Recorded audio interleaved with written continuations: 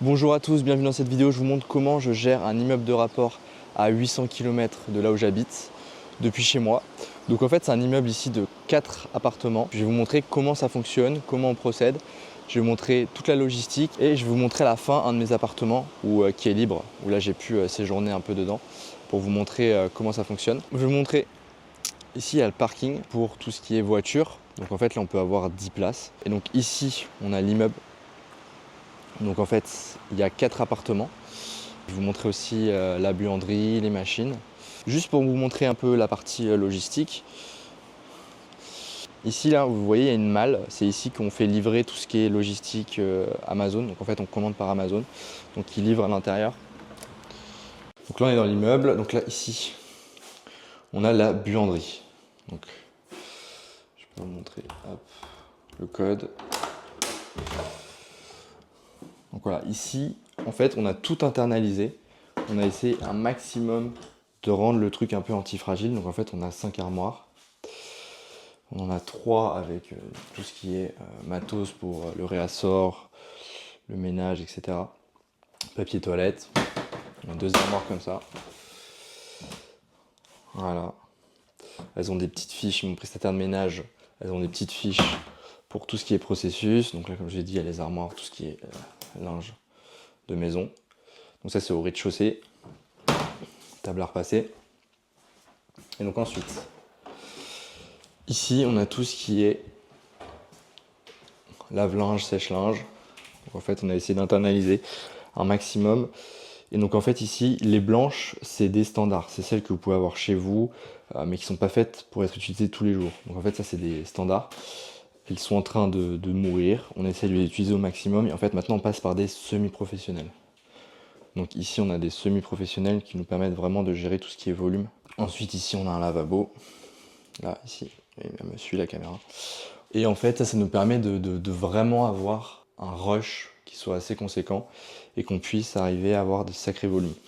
Donc là, on est sur 4 appartements, je vais vous montrer.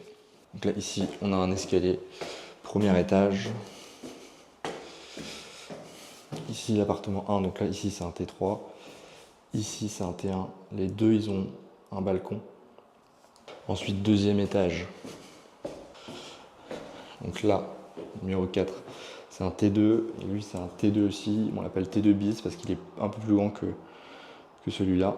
Et en fait, ce qu'il faut comprendre, c'est qu'en location courte durée, quand vous avez des escaliers, il faut absolument rester au maximum à 2 étages à pied. Parce que pour des locataires, faire 3 étages à pied, c'est pas acceptable. Et en fait, vous réduisez votre chiffre d'affaires. Pourquoi? Parce que vous n'englobez pas les personnes âgées. Les personnes âgées, c'est ceux qui ont un peu plus de pouvoir d'achat, ceux qui ont plus d'argent, qui veulent profiter de leur retraite. Et ça serait dommage de ne pas les avoir comme clients parce qu'en fait, votre logement est trop difficile d'accès. Et c'est pour ça qu'en location courte durée, les appartements au rez-de-chaussée sont les plus rentables. Plus vous montez d'étage, étage 1 c'est un peu moins rentable, étage 2 un peu moins rentable encore une fois.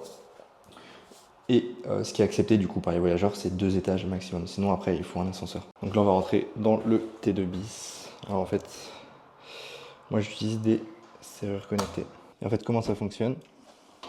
C'est comme une clé. Et alors, du coup, en gros, quand vous faites le code, je sais pas si vous voyez, hop, voilà. En 10 secondes, vous pouvez faire ça. Donc là, on se retrouve du coup dans un des logements.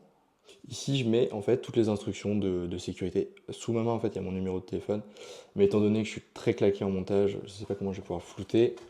Ensuite, ici, il y a tout ce qui est instructions. Pareil, en fait, instructions de télécommande, instructions de Wi-Fi, etc. Comment y accéder. Ici, c'est tout ce qui est électricité, Wi-Fi. On a réussi à l'aménager en le camouflant dans un miroir. Donc c'est un appartement très très sympa, vous allez voir, franchement c'est vraiment pas mal. J'aime beaucoup moi cet appartement. C'est l'un des appartements qui me plaît le plus dans le sens où il y a beaucoup de lumière, c'est transversant, il est agréable, il y a une belle hauteur sous plafond. Ça a du cachet parce qu'en fait on voit la charpente et franchement c'est vraiment magnifique. Donc franchement c'est vraiment pas mal. Je vous montrerai à la fin de la vidéo combien rapporte l'immeuble de rapport. Donc là je vous montrerai un exemple sur le mois d'août. On va pouvoir faire ça à la fin de la vidéo. Vous avez aussi fenêtre ici et ici. Donc là, on est dans la chambre. Télévision. Alors, Donc la petite décoration, petite vue, donc comme je vous ai dit ici c'est le parking, là où les locataires peuvent se garer juste devant. Au niveau de la télé, on prend toujours des télés Android Connect. Donc en fait je ne fournis pas forcément Netflix, vous pouvez le fournir sur Netflix, mais en fait je propose la possibilité de mettre leur code, donc Amazon, YouTube, etc. En général tout le monde a Netflix, tout le monde a YouTube, tout le monde a Amazon. Ici en fait c'est là où je mets tout ce qui est réassort pour le canapé lit, parce qu'on va voir que si du coup c'est un T2, donc une seule chambre avec un canapé lit. Donc là on rentre ici, voilà, ici on a la douche à italienne, que je trouve très pratique, cuisine ouverte, donc ici on essaye de maximiser les objets, donc il peut y avoir bouilloire, cafetière, donc on sert des capsules à café à chaque rentrée dans le réassort. Pareil, on fournit aussi un maximum le shampoing. Donc là, en fait, j'utilise un produit qui fait les 3 en 1, qui fait les mains, les cheveux et le corps. J'ai vu des trucs qui sont plutôt pas mal, on peut commander sur Amazon. Encore une fois, hein, c'est pour les mains, vous pouvez aussi le prendre pour le corps, mais j'en ai aussi dans la salle de bain, je vais vous montrer. Ici. Après, vous pouvez ramener ce produit, c'est super important pour pouvoir poser ses affaires. Il faut essayer de rendre l'appartement le plus fonctionnel possible. Et ce que je dis toujours à un propriétaire, c'est qu'il faut toujours tester son produit.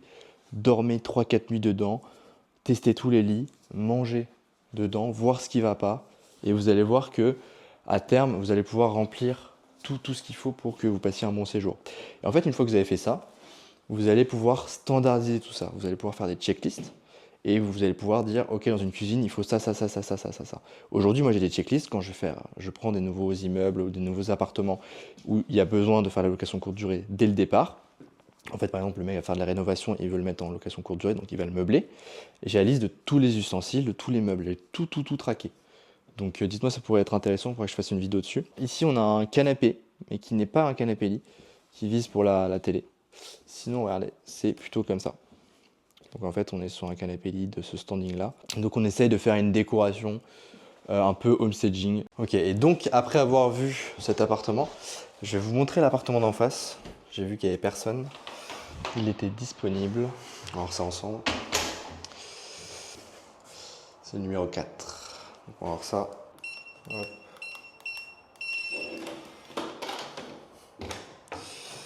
Ok. Alors. Ok. Donc là on est sur un autre appartement.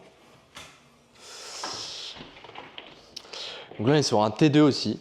Un T2, cuisine ouverte. Ici, ce qu'il faut comprendre, c'est que quand vous faites de la location courte durée, il faut fixer un maximum de choses au mur. Et notamment les portes-savons, l'agencement. Donc ici, on a un canapé lit qu'on peut voir avec la télé en face. Là, ce qu'on peut voir, c'est qu'on a ça qu'on va devoir réparer. Qui en fait, on a cette porte de frigo qui a été démontée. Et oui, c'est ça la location courte durée. La location courte durée, c'est toujours de la main d'œuvre, de la maintenance, des bricoleurs. Et donc en fait, nous ce qu'on fait, c'est qu'on a recruté un bricoleur. L'idéal, c'est d'en avoir 2. Donc nous, un bricoleur qui est assigné à l'immeuble et qui nous fait tout ce qui est pète dans les murs, remplacer des meubles, resserrer des vis, etc. Donc là, typiquement, je vais passer à mon bricoleur. Et l'idéal, c'est que quand vous faites de la location courte durée, il vous en faut 2 s'il n'est pas disponible. Moi, un prestataire ici, si je prends le cas de mes prestataires de ménage, j'en ai 3 pour 4 appartements et un gîte sur le même site. J'ai 3 prestataires de ménage, comme ça s'il y a une qui veut partir en vacances, s'il y a une qui a une problématique, elles sont tous en train de se coordonner sur un groupe WhatsApp. Donc on est sur un système qui reste assez résilient et voilà, tout est une question de logistique. Donc la location courte durée, c'est beaucoup de logistique. Ici, la salle de bain. Pareil, on essaye aussi un maximum de fournir le savon. Plus vous avez de matériel, plus vous serez référencé sur vos immeubles, sur vos logements. Donc là, déco basique, salle de bain. Ici, on est dans la chambre. Voilà, là ici on a une petite chambre avec un coin bureau, hyper important. Vous pouvez fournir des livres, il n'y a pas de souci. Et ici, le dressing. Et en général, voilà, vous avez tout ce qui est matos pour pouvoir faire le ménage sur place. Et ça, c'est vraiment pas mal. Avec le réassort supplémentaire pour ceux qui souhaitent dormir dans le salon. Donc voilà, je vous ai présenté 2 appartements. Donc on est vraiment sur un immeuble de rapport de 4 appartements, 2 T2, un T1, un T3. Malheureusement, je ne peux pas vous les montrer parce qu'il y a des locataires dedans. Et on a une vue magnifique. Une vue qui est magnifique sur des montagnes. Comme je vous avais dit, on va voir combien me rapporte l'immeuble de rapport. Alors, donc là on est sur mon ordinateur. Vous pouvez voir que ça fluctue. Alors ici on est, vous voyez, je ne sais pas si vous voyez, on est sur 4 logements. On a loué 121 nuits. Il nous en reste 3 restantes. On a réussi à avoir un taux d'occupation à 97,58 nuitées. Franchement, c'est assez excellent. Bon, après, on est en mois d'août. Et comment on peut réussir à gérer autant de volume grâce au réassort, à la logistique, à tout ce que je vous ai montré en bas. Et le fait d'avoir tout internalisé, j'ai pas de société, j'ai tout internalisé, c'est moi qui passe en direct avec mes prestataires de ménage, c'est moi qui commande tout ce qui est réassort. En fait, j'ai la gestion d'un peu tout. J'ai tout verticalisé, j'ai tout le business qui est verticalisé. Et quand vous avez 97% d'occupation, vous êtes obligé d'avoir des volumes, vous êtes obligé d'avoir une logistique qui soit vraiment très pointue, antifragile, que vous puissiez avoir des backups. Et en fait, tout le business de la location courte durée, effectivement, ça rapporte plus que la longue durée. Par contre, tous les logements ne sont pas faits pour la courte durée, premièrement. Et deuxièmement, ça demande une logistique et une gestion, une commercialisation qui est beaucoup plus chronophage, c'est beaucoup plus professionnel. Alors que dans la longue durée, tout se joue sur le choix du locataire au départ. Il faut tout process, il faut faire des filtres, c'est ultra important. Mais une fois que vous avez votre bon locataire, franchement, il fait votre virement tous les mois, il n'y a rien à faire, à part quand le chauffe-eau il claque et ce genre de choses. Mais sinon, c'est tout. Ici, il y a de la maintenance, il y a de la réparation, il y a des bricoleurs, il y a des prestataires de ménage, il y a de la communication avec les voyageurs. C'est vraiment tout un autre business. Et pourquoi je vous montre ça dans une publique? C'est pour vous montrer que c'est un business, c'est pour être le plus transparent et vous montrer les résultats, les échecs, comment ça fonctionne. Ok. Et donc ici, on est sur 9 000 € de chiffre d'affaires brut. Mais en fait, ici, c'est taxe de séjour plus commission des plateformes. Sinon, nous, ce qu'on reçoit sur notre compte bancaire, c'est ce chiffre-là. On reçoit du coup quasiment 8 000 € net pour les 4 appartements, ce qui fait 2 000 € net par appartement. On enlève les frais de ménage, environ 1 100, et ce qui fait qu'on est aux alentours de 7 000 € net. Donc ce qui fait qu'on est quasiment à 1 800 € net par appartement. Ça ajoute à peu près 100-150 € de réassort. Donc franchement, on est vraiment sur quelque chose de pas mal, sachant que ici, on est en province, on est dans les Pyrénées. En province, sur la longue durée, ici, il faut savoir que si vous voulez louer un appartement comme ça, le loyer, il est autour de 400 € par mois. Donc là, on arrive effectivement à faire x3,5. Par contre, là, on est sur une saison forte. Dans les Pyrénées, il y a 2 saisons en fait. C'est décembre, février, janvier-février. Donc c'est la première saison de ski. Et on a une deuxième saison en août. Ce qui fait en fait 2 courbes de Gauss. Et ça, c'est intéressant quand on fait de la location courte durée, savoir un peu l'environnement touristique. Mais par contre, vous pouvez faire de la location courte durée où vous ciblez des professionnels.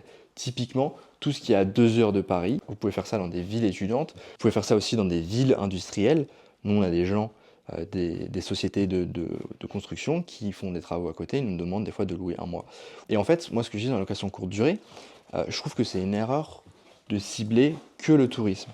Je pense que justement, quand on fait un logement, quand on fait un investissement en location courte durée, le mieux reste quand même d'aller cibler des professionnels. Et en fait, le tourisme, à la fin, c'est la cerise sur le gâteau. Évidemment, j'exclus tous les biens, les villas placées à Saint-Tropez, etc. Où là, en fait, vous ciblez forcément que le touriste. Mais par contre, vous n'avez qu'une saison. Pendant 3 mois, vous brassez énormément d'argent. Et ça, par contre, il va falloir lisser à l'année.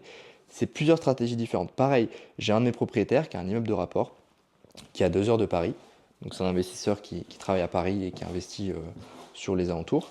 Et lui, il a un immeuble de 8 appartements dans une ville historique.